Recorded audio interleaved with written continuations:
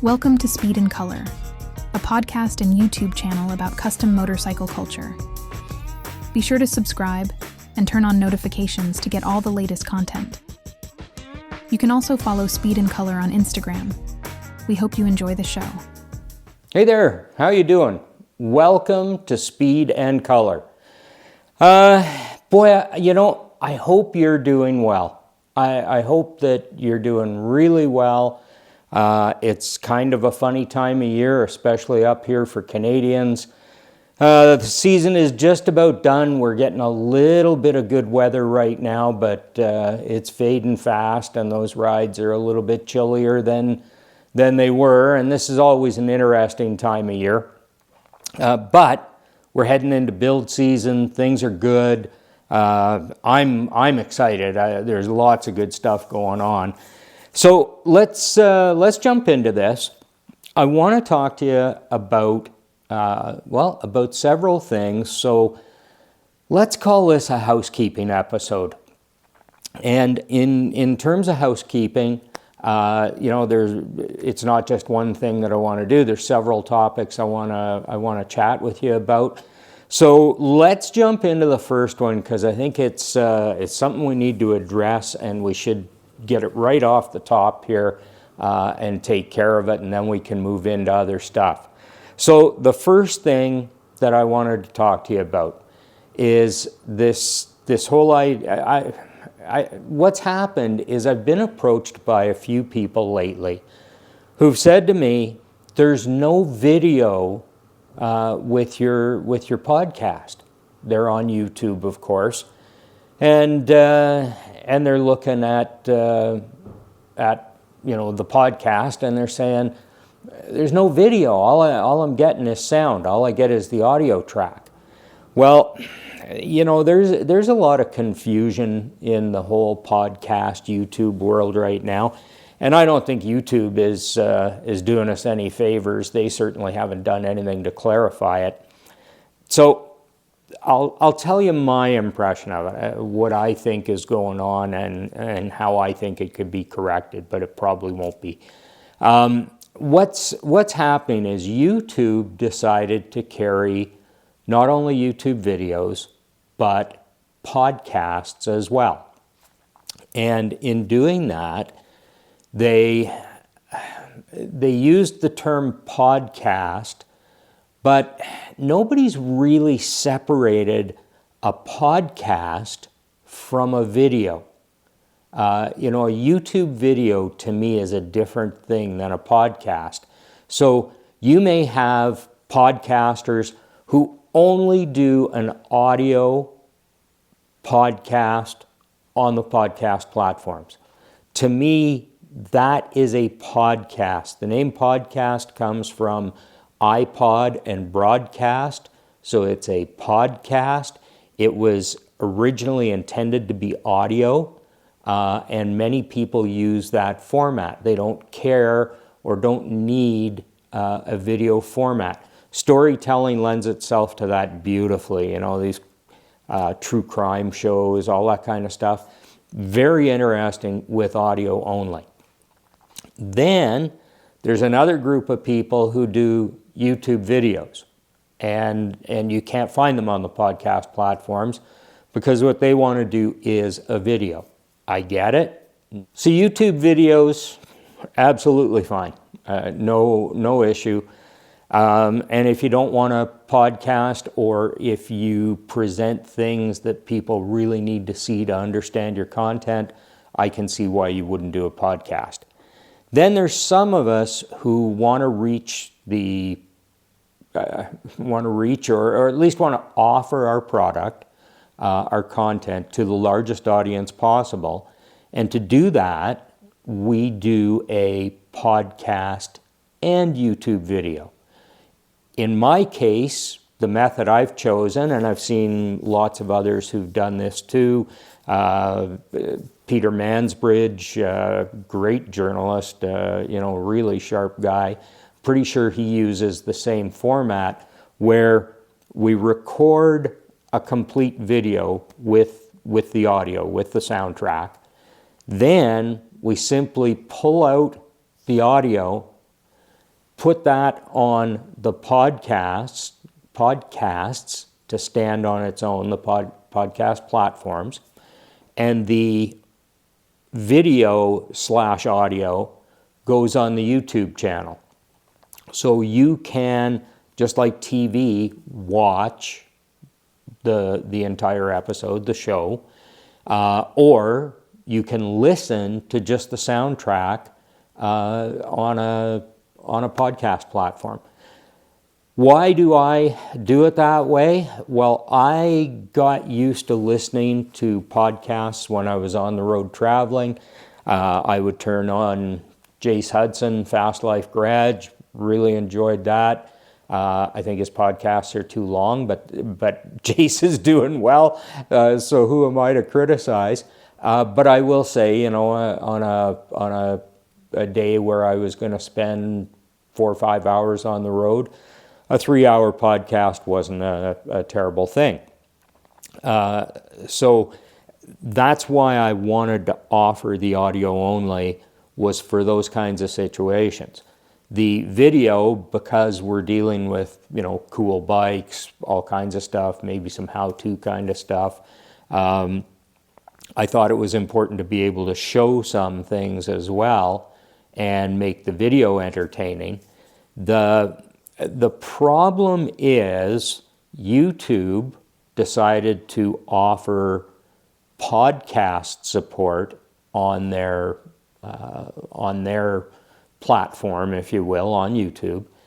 And in doing that, they've kind of confused the issue, and I'll tell you why in a second. But in my world, a podcast should be audio only.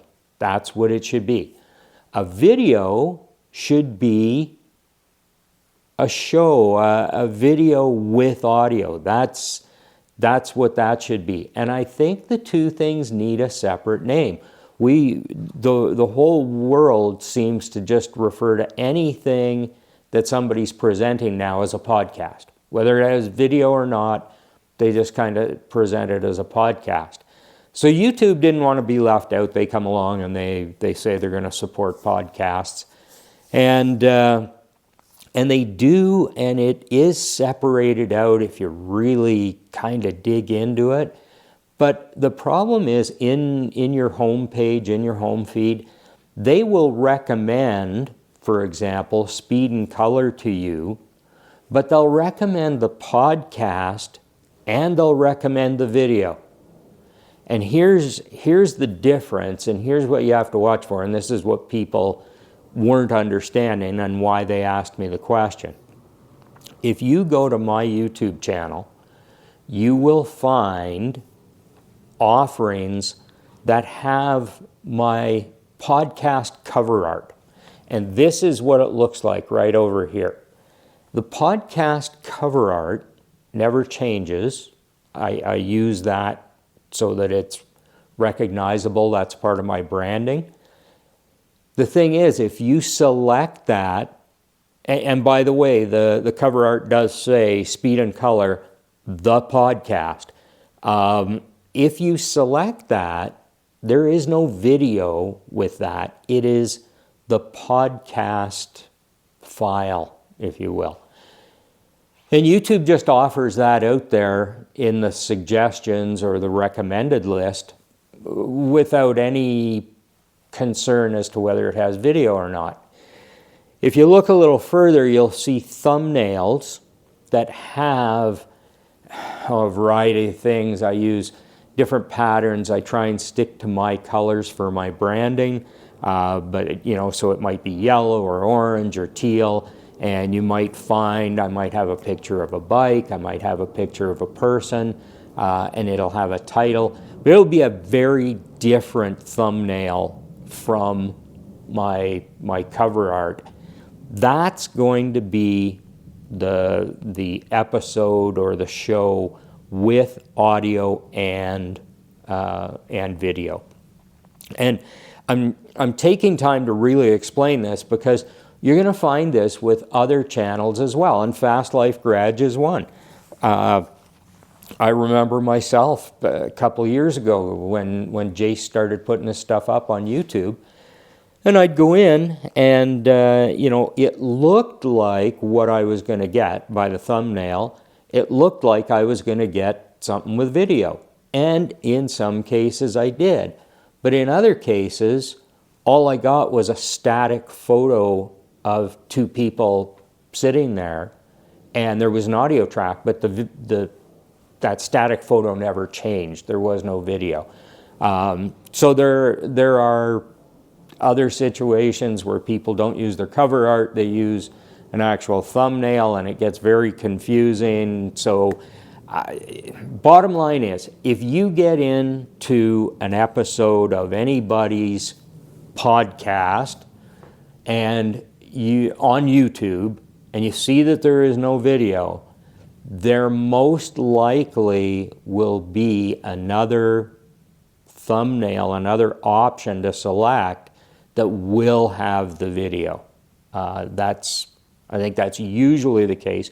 Or it could be that they've just put it on YouTube as a podcast. There is no video to go with it, and YouTube just recommends it, whether it's video or audio podcast or YouTube video. They just recommend it in the list and don't really have any concern for what the actual content is.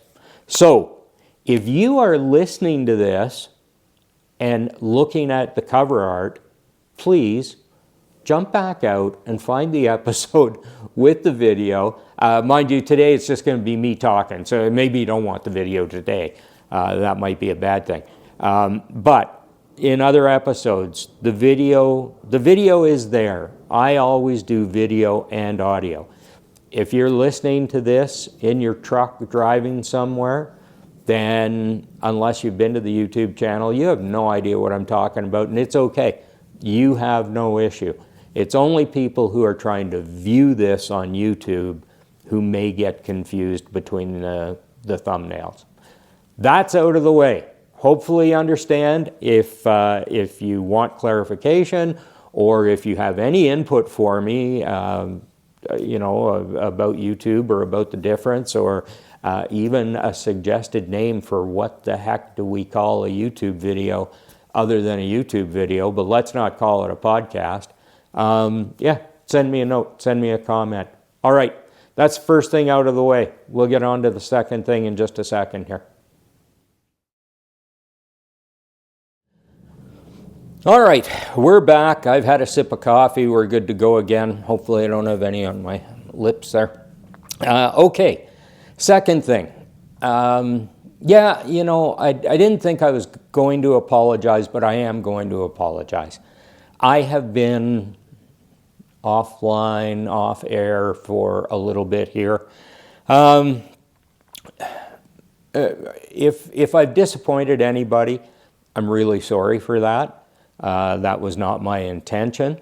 I will tell you though, for me, it's exciting. Life is good. I have just undergone one of those pretty significant changes in life. It caused far more of a workload than I expected. So it really, really caught me off guard and took a lot of my time. I also, I have mentioned this in other episodes, I think. I'm just getting through, and we're just about at the end. But last year we had a hell of a hailstorm here in Calgary. Our house was in the path of the hail.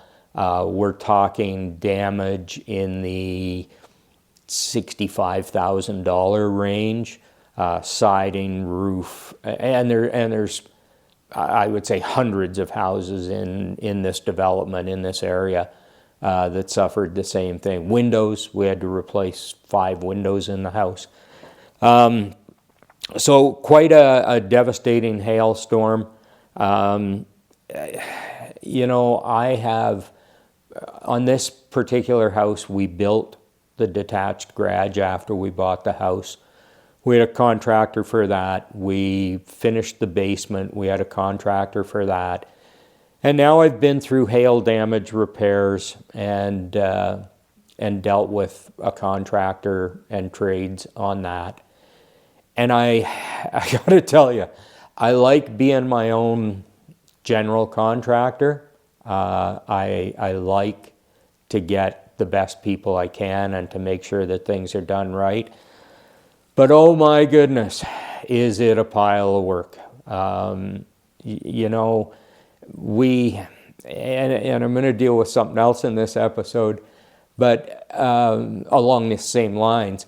But you know, our culture right now is not, it's not supportive of really, really good work.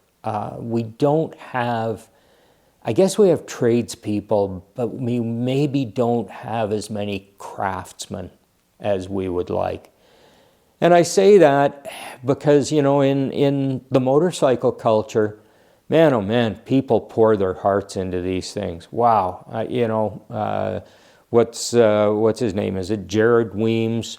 There's Rick Bray. There's so many other builders, Jeff Cochran, so many guys who just do such incredible work. And I just wish that people building houses, doing things like that in the construction trade or industry, maybe I should say, I just wish they had that same passion for correctness, for doing it right. You know, my goodness, go stay in a motel. I'll pick on Holiday Inn. Go stay in a Holiday Inn and take a look at the way the bathroom fixtures are installed and the way different things are done, and shelves and what have you. And it just makes me cringe.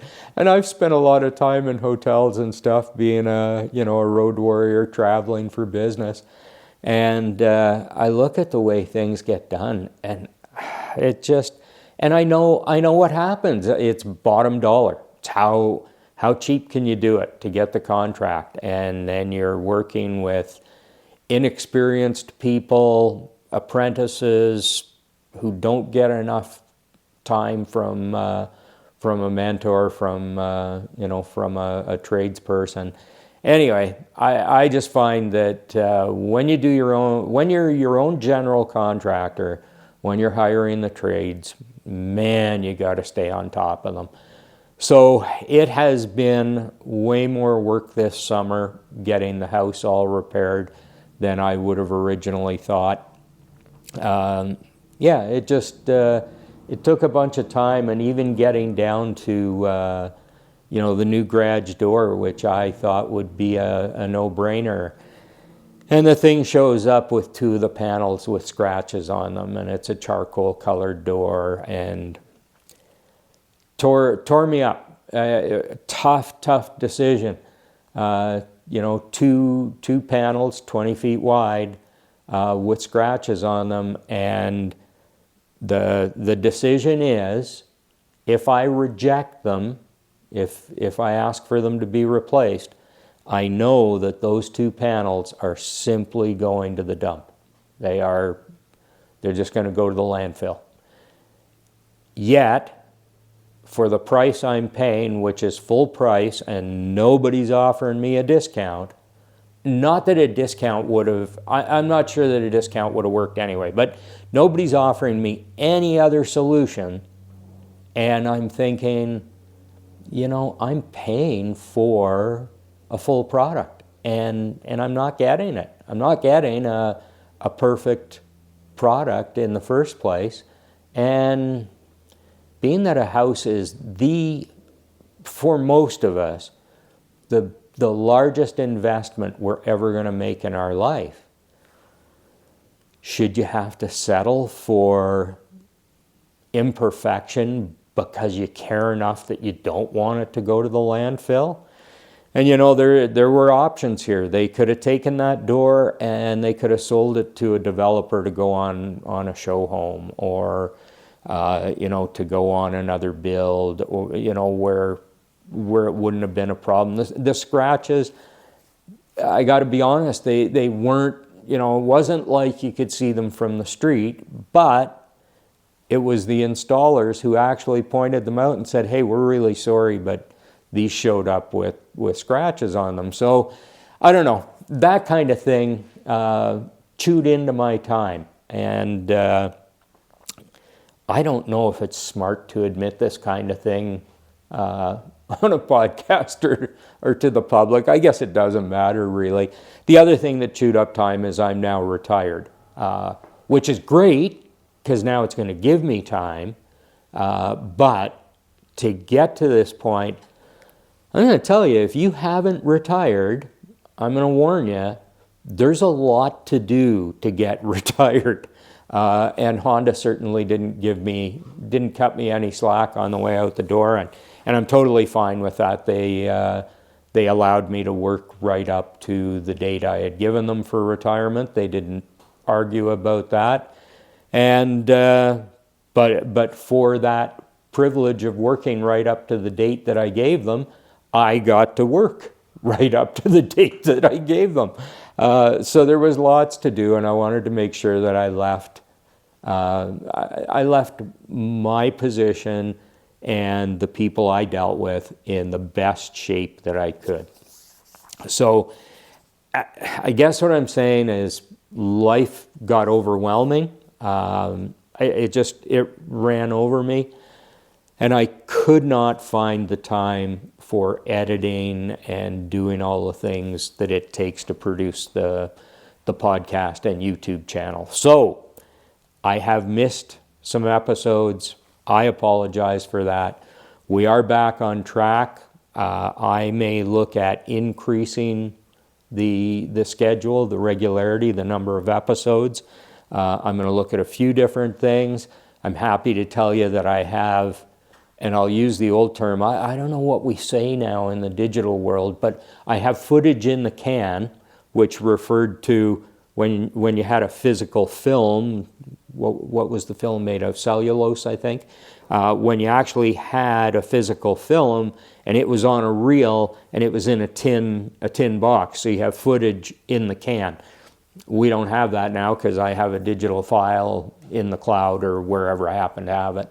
But I do have material recorded. I got some great stuff coming up on my friends at Queen Street Motorcycle. Really good guys.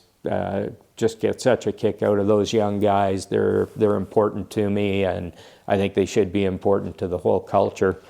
So that's kind of cool, and that ties into the Bad Livin' Roadshow.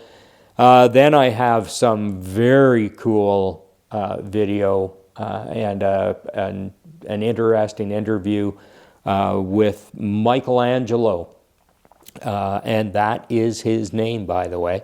Michelangelo with the rat bike, the Sportster with all the engraving. I don't know if you saw the YouTube short on it. Anyway, I've got that one coming up, and that bike is unbelievable. It's out of this world. Further to that, I have a couple ideas. I don't know if you caught it on Instagram, but Karen and I have invested in a 1976 Chev Vandura full-size van. We're going to camperize it. We're going to boogie van it. We're going to shag and wagon it, if you will. But we're going to do it in such a way that it also hauls a motorcycle. So I'm going to be doing some cool stuff there, and I'm going to record an episode about hauling motorcycles, if you will. And we'll be looking for some comments and input from all of you when we do that. And then I have another idea for an episode on garage art. There was one other one that's on my list, and I don't have my list right with me. But I know I had a few episodes planned out there. So we're going to get on to that stuff. We're going to do some episodes headed into the fall here. And we'll get back on track. And like I say, hopefully retirement is going to give me more time to do more of this, which I really want to do. As well, I've got to update you on the Yamaha. We'll do that on the Build Stuff platform. So we've got all of that coming.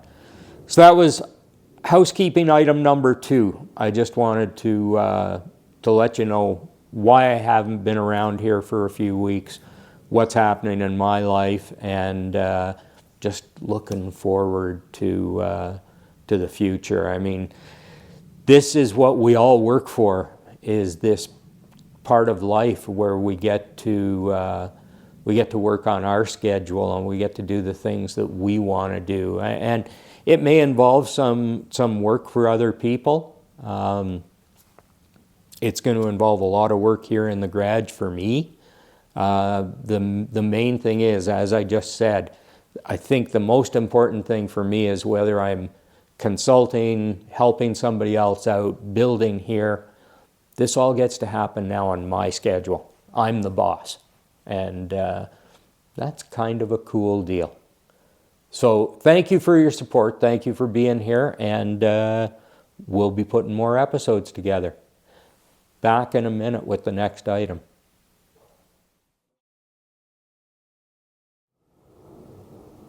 And we're back. Okay. Third item. And this one is important to me. Well, it's important to all of us, but it's important to me. I think it's important to the custom motorcycle culture. It's something that I really take to heart, and I hope this comes across the right way. Recently I've had some experience. So, I'm building a couple XS650s, or you might know that. You don't necessarily know that. Anyway, I'm building a couple XS650s. We're talking 1979, 1980 vintage, and they are very cool motorcycles, and very cool engines. That XS650, the engineering there is really crazy, but man, it makes for a very different motor and a lot of fun, and we'll make a pretty cool chopper and a cafe racer, hopefully. Anyway, I'm working on those. I needed engine work done. I needed to go first oversize on pistons. I needed to do valve guide, stuff like that. I do not have the tooling to do that as much as I would love to. The garage is packed right now. I'm trying to figure out how to fit everything in for this fall as it is. So the garage is packed. I don't have room for the tooling that it would take to do that stuff. And the other thing is, I've never done it. Now I can learn to do it, because I learned to do everything that I need to do. But I was in a position where I needed to get this engine work done, and I thought, okay, where do I go? Well, there's not a lot of shops around anymore who want to work on stuff like that, or who have the knowledge. Even a simple thing like carburetors are getting tougher and tougher to find people who can work on them. And that makes sense. I get it. It's okay. In this case, I talked to a couple guys who are in the Vintage Japanese Motorcycle Club, and they do a bunch of restoration type work. They're very good with carburetors. They do a lot of clutch work and this and that, and on old engines, old Hondas and stuff. So those guys are pretty in tune, and they directed me to a local fellow. I'll just call him Jeff. I won't give you his full name because I'm not sure he'd want me to. Until I ask, I won't do that. So Jeff, they put me on to him, and I called him, and he said, yeah, I can do that kind of stuff. And I went over, and he's retired, like I am now, and he has a shop full of stuff that he's acquired over the years, and he's machined engines. I mean, he grew up machining these old Hondas and Yamahas, working on them, doing different things, whatever it took. So he has the tooling. He has less garage space, less available garage space than I do. He has a much bigger garage than I have, but in terms of where you can walk and how much space is available. Man, he's got that place stuffed. But he's got a boring machine and just, all the stuff he needs. I don't even know all the tooling, but he's got everything he needs to do pistons and stuff. And, I ordered the parts in, took them over to Jeff. He did the machining. In this case, it was just easier while it was there to have him fit the pistons, do ring gaps, and install the pistons into the cylinder bores so that I just have to drop the cylinders on and put the wrist pins in. So really good, really good guy. Turned out really good. His prices, his prices are unbelievably good. Like, I was shocked at how cheap it was. So really good that way. Everything worked out. But I came home thinking, oh my goodness, what do we do when Jeff decides to stop doing this? Yes, I know there's other guys out there, but my point is the number, I believe, is probably going to get smaller and smaller. And it's just like, other things like hand lettering and pinstriping and just all those fine trades, those specialty things, and machining these old motors and all this stuff, the knowledge. And again, it makes total sense. I get it. It's the process or the cycle of things that you lose the knowledge of an era as those people age out. I get it. But I guess it left me with a need or a desire to say to young people, if you have any interest in this stuff, please learn everything you can. Learn from these people who are not going to be around forever. Learn all you can. I know you can't just stop working for the factory or working for whoever employs you and decide to open a little machine shop to service vintage motorcycles. It's not going to work like that. But I would encourage you to learn everything you can, because it's good, and it's going to be a required thing down the road. Again, number of bikes will dwindle. The amount of work will decrease, but still, there's going to be a demand for somebody who understands these things, and more on the art side, the pinstriping. Oh my goodness, that is an art that we just don't want to lose. So, and I see good revival in that. I see a lot of young people getting into pinstriping. That's awesome. Hand lettering, awesome. My friend out at Kickstart Customs, that guy, his skill, what a treat to watch his skills develop, as he practices more and everything. So really good there. But the machining side of it too, if you're a bit of a motorhead, a gearhead, man, if you can latch on to somebody like a Jeff and learn that stuff, and the reality is at some point that equipment is going to be available. Somebody's going to need to buy it. Hopefully somebody buys it and it doesn't just go into the landfill or into the scrapyard recycling. But anyway, that's just something that I wanted to mention, mainly aimed at the younger crowd. But you know what? There's nothing wrong with trying to learn this stuff when you're a little bit older too. There's no harm in that at all. So let's make sure that we keep some of these skills, that we work hard, all of us, to keep this stuff alive and to utilize the people who are working at having the skills.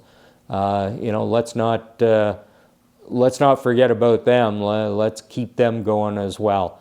Yeah, that's just really all I wanted to say is let's not let this knowledge slip away from us too quickly. All right, back in a second. The fourth thing on my list, and this one, again, I hope I don't offend anybody, but this one just blew me away. You know, we've had a change in CEO at Harley-Davidson.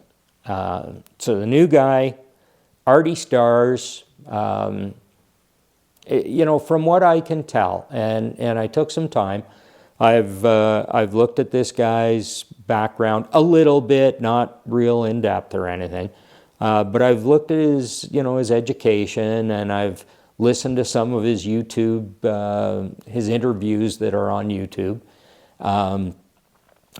Neat dude, got to tell you, well educated, lots of experience, not experience in the motorcycle business. I'll grant you that. But well experienced in business. Young guy, vibrant, has led, you know, big teams of people and stuff.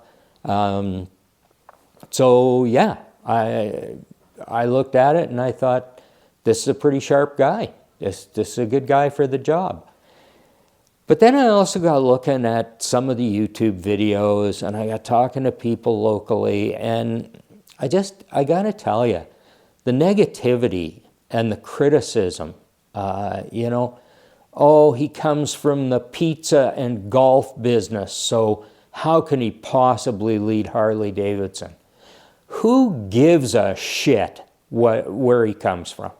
I mean, seriously, folks, this guy, you know, he's done some really, really good things. He is obviously business savvy. He has a pretty good idea what he's doing. And, you know, to look at, I don't know what we're looking for. I don't know what we're expecting. Like I say, I find it very negative, and there's enough hate and negativity in the world right now. We really don't need to add to it. You know, our motorcycle community, Harley-Davidson are the absolute finest motorcycles on the planet, in my opinion. They are classic, but with current technology. Everybody, well, I shouldn't say that. A lot of people want to own a Harley. A Harley is kind of, it's a goal. It's where you want to get to, and it's an achievement. You know, the bikes are good. The technology is good. The history is unbelievable. The culture, the heritage is so much around Harley-Davidson. And why we want to bash the guy that, and I'm going to assume that many people at Harley-Davidson, the board, would have selected this guy. You know, they didn't just haul him in off the sidewalk. You know, there would have been a selection process to get this guy. And why we want to bash him and criticize him and humiliate him before he even gets the job, starts the job, I just don't get it. You know, I listen to one guy on YouTube, and I'm not going to, frankly, I don't remember his name. I don't care to. And I'm not going to give you his name because I don't care if you ever watch his channel. The guy, as far as I'm concerned, the guy's an idiot. But he starts by criticizing Artie Starrs for having the name Arthur. And past that, he kind of gives an idea of what he believes Artie's personality is based on his name being Arthur. And then he goes on to say that no CEO at Harley-Davidson should ever be named Arthur. Now, I don't know, maybe this guy's a comedian. His humor didn't land well with me. He certainly needs to work on his material, and his delivery sucks. But, I thought, what are we doing criticizing the guy for his name? And if this guy is so sure of his theory, he should sit down and come up with a list of acceptable names for the CEO of Harley-Davidson and all the unacceptable names for a CEO at Harley-Davidson, and submit that to the board so it makes their selection process a whole bunch easier. They'll just be able to say, well, it's not this guy because he's got the wrong name. Anyway, this guy went on, and I was just, I couldn't believe the stuff I was hearing. And, a lot of the other YouTube videos, while they weren't as ridiculous as this guy, a lot of the other YouTube videos were, oh, this guy comes from the pizza business. What does he know about motorcycles? Blah, blah, blah. Well, I don't know. And you know what? Maybe he had never made a pizza before he got in the pizza business, but he sure did well at it. Same as golf. I assume he's a golfer. I've heard that he's a golfer. How much golfing he did before he got into the golf industry, I don't know. I don't care. What I want to know is that this guy understands marketing, branding, advertising, how to build teams, how to work with people. That he understands financial reports and profit and loss statements and shareholder concerns. That's what the CEO needs to deal with. There's a team of engineers at Harley-Davidson, probably a couple different teams. I always think back to what one of our Canadian prime ministers said when he was interviewed by a journalist who he was a very popular prime minister, well liked, and the journalist asked him. He said, "What makes you such a smart man?" And his answer, and I'm not quoting, but this is the gist of his answer, was, "I'm not a smart man. I'm just smart enough to surround myself with the smartest people I can find, and they make me look good." And, if that's Artie's philosophy, strategy, whatever, I'm on board. This is our guy. Anyway, Artie has taken over the CEO position, and the world has not fallen apart. Everything is fine. I will say the other thing that I heard a lot of criticism about, and again, both on YouTube and local people I talked to, one fellow who has a lot of Harley history, and I was shocked to hear him talking about Jochen and, referring to him as the shoe salesman. And, why are they keeping him around? Let's just get on with it. Well, in business, succession planning is a critical part of what you do. And succession planning for the business as a whole, but also succession planning for individual positions. I think it's awesome that Jochen is sticking around for 3 months to work with Artie and to transfer process knowledge and team knowledge and all that stuff over to him. My goodness, you want to make it tough for the new guy? Take the old guy out, all the knowledge and reference material. Take the old guy out and throw the new guy in behind his desk and say, do the job. Oh man, yeah, that's a recipe for disaster. So, Jochen sticking around, I think is a great thing. Do Harley owners and some of the shareholders, all of the shareholders, I don't know, do they believe that every decision while Jochen has been there was correct or the right way to go? Probably not, but having been in the industry for the last 10 years, I'll tell you, COVID was a tough time. COVID was something that nobody had ever been through before. And we saw, while everybody was thinking sales, well, not everybody, a lot of people thought sales were going to tank, sales took off. Working for a Japanese manufacturer, we couldn't get enough product. We couldn't produce it fast enough. Dirt bikes were flying out of the showrooms. Kids needed something to do because they weren't going to school, whatever. Parents wanted to ride with them because they had time. There was incentive money from the government for, I don't know how much of a difference that made, but there were all kinds of things happen that drove the market and made it great.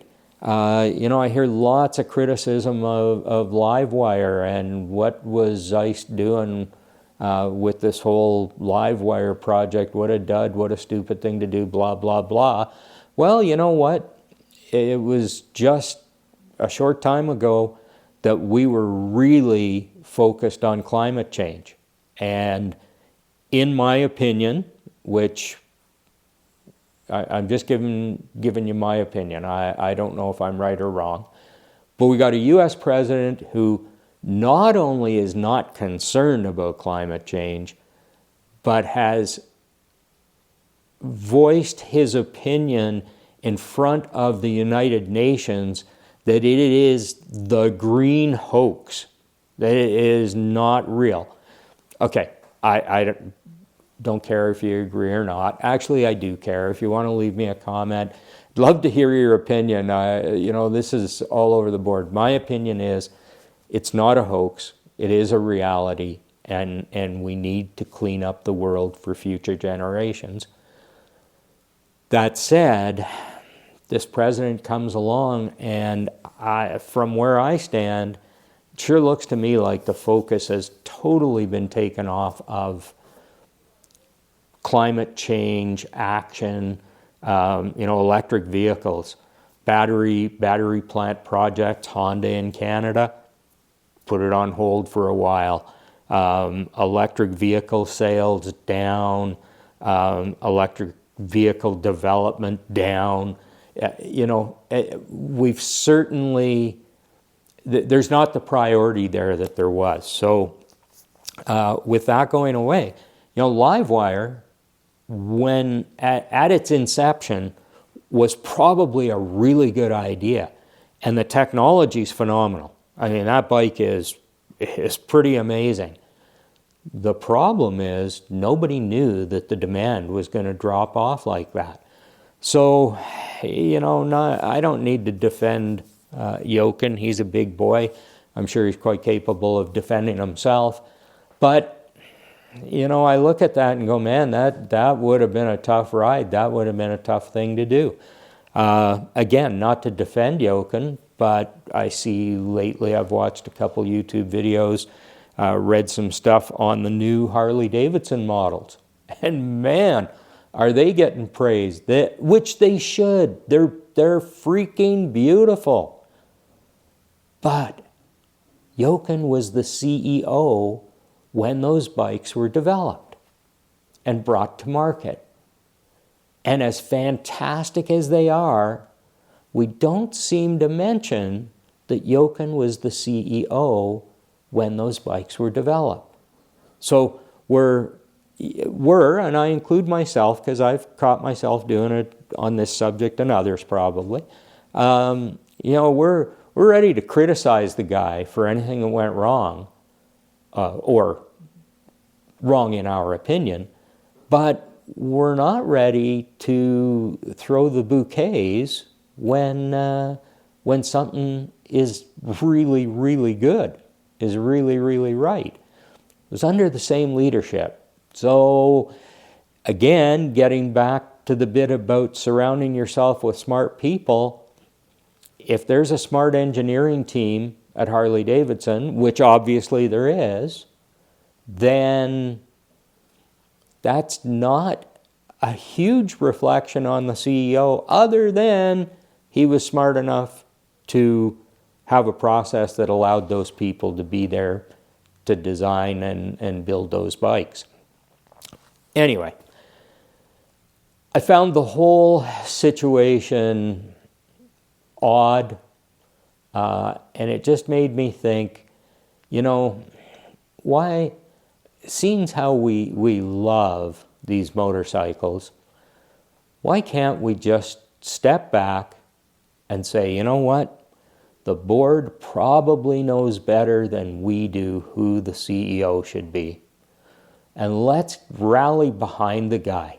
Let's say, and I'll say it for me, Mr. Artie Stars, welcome aboard, buddy. And I don't know if I'm supposed to address you like that, but if you're going to be one of the people in the community, then I guess we do that. So welcome aboard. I wish you all the best. I have faith in you. I trust you that you're going to lead that team, and that Harley-Davidson motorcycles will be at least everything they've always been, and hopefully even greater than they've been. So I'm looking forward to the future, and I'm behind you 100%. That is my little rant for, about the CEO at Harley. Thanks for listening. We'll be back in a minute. And there is one last item that I want to talk with you about. This whole situation between the US and Canada and tariffs and trade wars and all this stuff. I thoroughly enjoy traveling to the US. I thoroughly enjoy Americans. And, I'm not going to tell you that I have all kinds of American friends. I don't. I know people in the States, get along with people in the States. We have a timeshare in the States. Karen and I have not only no issue, but we really value, or have valued, being able to go to the U.S. U.S. has all kinds of things to offer. The Pacific Coast Highway, which we've traveled once and we're going to do again. The Pacific Coast Highway. There's all kinds of cool stuff in Florida. Right across the country. I mean, everything. Just that drive from Calgary down to Las Vegas, through Utah, and the landscape and everything. Fantastic. Absolutely fantastic. And right now, we are missing it. And the reason for that is, it is a very uneasy feeling for a lot of Canadians right now to go to the U.S. We're not really sure about what the mood will be. So the reason I'm telling you this is it ties into shows. Karen and I, like I told you, we bought this crazy van that we want to be able to travel in because it gives us a lot of flexibility. We can take a bike. One of our goals is to load up one of the bikes, probably the Sportster, because it's my favorite. Load up the Sportster in the van, travel down to California, to the LA area, and I haven't reached out to the guys yet. I don't know if any of you watch Unaffiliated YouTube channel. Cool guys. The guy who hosts it, I get a real kick out of him, and I'm looking forward to meeting him one day. But I plan to reach out to them. I would love to ride with those guys out to Born Free. So that's, and it's not a bucket list thing. It's just one of the travels that Karen and I would like to do. One of the trips. And we're sure hoping that we're going to go in June of 2026. That's the plan, is to have the van ready and have everything in place and be able to go. But, I have to admit, at this point, we are kind of unsure of where the relationship between Canada and the U.S. is going to be. You know, we're hearing rumors, and we have friends who have traveled for business. Frankly, we don't have a lot of friends who are traveling for pleasure these days. And again, I think a lot of Canadians are feeling just like we are, that they just don't know what the reception is going to be. You know, hauling a chopper in a van, going across the border. I have no idea what American Customs is going to ask me about, or I don't have any skeletons. There's no ghosts here or anything. I'm fine, and I'm certainly not out to do anything illegal or any kind of crazy activity in the U.S. But I don't know what Customs is going to be looking for, and we see the coverage, and there's lots of different stuff in the news, and depends what news channels you watch, and it's hard to find the truth in everything that you're hearing. So, for that reason, Karen and I are cautious about our travel, and we're hoping that things get resolved, or at least smooth out, so that we know what we're in for. When we do travel to the U.S. There are a lot of motorcycle shows in the U.S. we'd like to do. Born Free is just one of them. It's probably the top priority, but there are other shows. We travel maybe just fine these days, but we hear things that go opposite to that. So, not totally sure. It's a difficult time. It's a difficult time for Americans. It's a difficult time for Canadians. We're watching our economy change and things happen, which, we're all being optimistic and believing that these things will be for the best in the longer term. In the short term, in terms of what we do. Buying stuff, and I'll mention names, but it is not the initiative or the fault of these people, but to buy stuff from lowbrow these days, oh my goodness, it's expensive. Now, whether the counter tariffs are still on items that I would bring in, I don't know. Nuts and bolts, the last time I ordered those, I think I mentioned it, I got nailed big time. Those are some expensive fasteners. I love the products. I love Lowbrow and TC Bros and Revzilla and all the cool, parts suppliers in the U.S. Again, I want to be able to order that stuff. But man, right now we pay a premium. So do you travel down and pick it up yourself? Well, then you got all these concerns about the travel and what's going on in the U.S. and it's a very difficult time. So I wanted to share that with you. It's just my perception and my feeling. That's how I'm feeling about things. I really want to be back. I really want to go back to Vegas. I really. I want to go to Born Free. I want to go to Born Free, Texas. Moto One, all of them. I want to be able to go down and do those things. Right now, I just don't know. I guess it's not that I don't feel safe. It's just that I don't know what I'm in for, and that's unfortunate. So,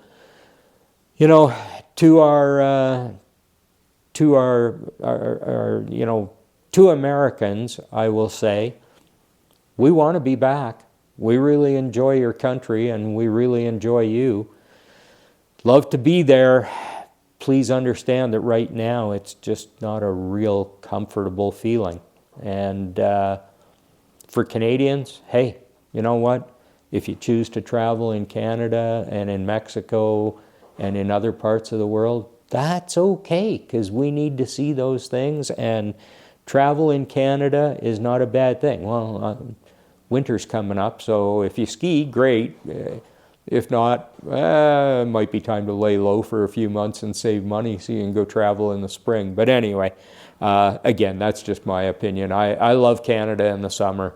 The older I get, the less of a fan I am of winter. But it's all good. It'll work itself out. We still live in a very safe part of the world. Our economies are good. We absolutely have the best life possible, and I hope that we all recognize that and appreciate that every day, that this life really is good.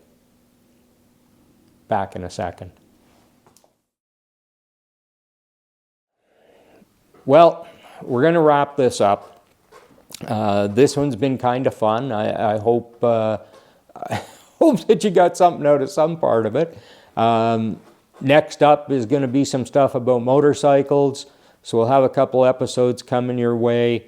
Really looking forward to being back on track here. Thanks for sticking with me.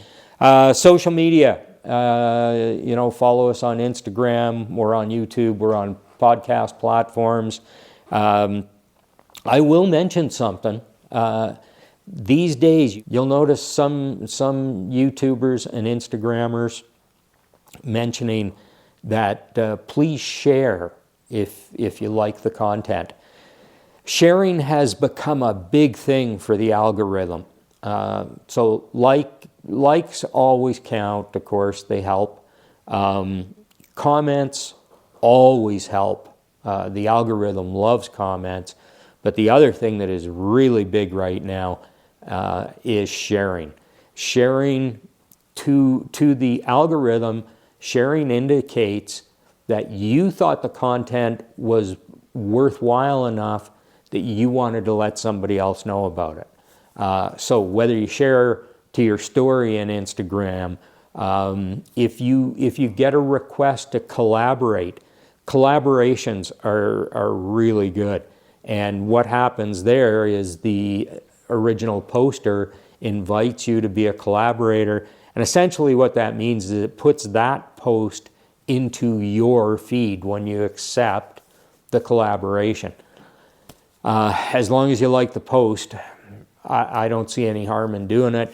And again, the algorithm likes it, so it helps things grow. All of these things count. I would say, and not just for Speed and Color, in your social media, it is social, it's interactive. If you like stuff, get involved with it. I know we all have limited time and everything, but I would suggest that rather than spend a lot of time just scrolling, take a little bit of that time and actually respond to somebody's post or share their post, or do something to have that interaction that drives the algorithm. So you can catch us on those platforms. We appreciate you. I appreciate you. And I hope that I will see you back for more Speed and Color. Take care. See you soon.